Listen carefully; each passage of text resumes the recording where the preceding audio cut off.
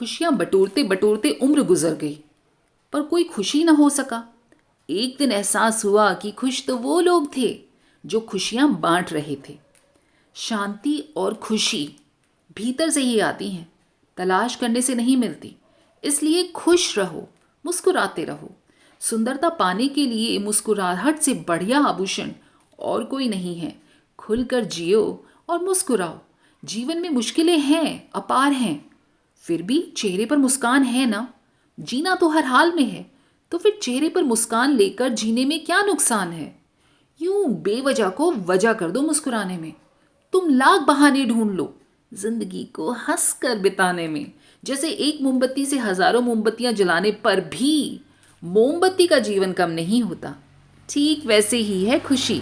जितना बांटोगे उतनी बढ़ेगी, कम नहीं होगी। एक बार की बात है, एक ऋषि थे। एक दिन उन्होंने छोटे छोटे डब्बे बनाए।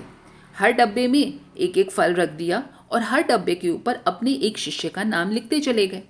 वो सारे डब्बे उन्होंने अपनी कुटिया के अंदर रख दिए।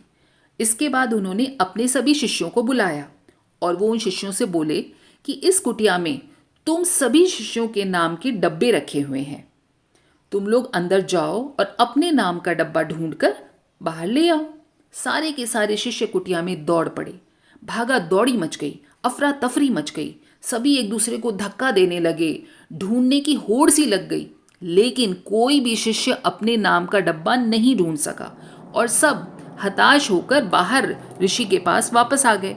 तब ऋषि ने कहा, ऐसा करो, एक एक करके अंदर जाओ। एक शिष्य अंदर जाएगा, वो एक डब्बा उठाएगा, बाहर लेकर आएगा और जिस शिष्य का नाम उस डब्बे पर लिखा होगा उस डब्बे को उस शिष्य को दे देगा। अब सभी शिष्य एक एक करके अंदर जाते, एक डब्बा उठाते, उसे बाहर लाते और जिसका नाम उस डब्बे पर लिखा होता वो डब्बा उसको दे दिया जाता। इस तरीके से कुछ ही पलों में कुटिया के सारे डब्बे बाहर आ गए और सभी शिष्यों को मिल गए। सब शिष्य बड़े खुश हुए। तब ऋषि ने समझाया कि जीवन भी तो इसी तरीके से है। हम सब इस धरती पर जन्म लेते हैं, खुशियों की तलाश करते हैं। सभी जीना चाहते हैं, खुश रहना चाहते हैं और इसकी तलाश सारी जिंदगी चलती रहती है, लेकिन कोई भी खुश नहीं रहता। कारण ये है कि हम सब अकेले खुश रहना चाहते हैं। अगर हम मिलजुल कर खुशियाँ एक दूसरे के साथ बांटें तो जिंदगी खुशहाल हो जाएगी। दोस्तों, खुशियाँ बांटने से ही मिलती हैं।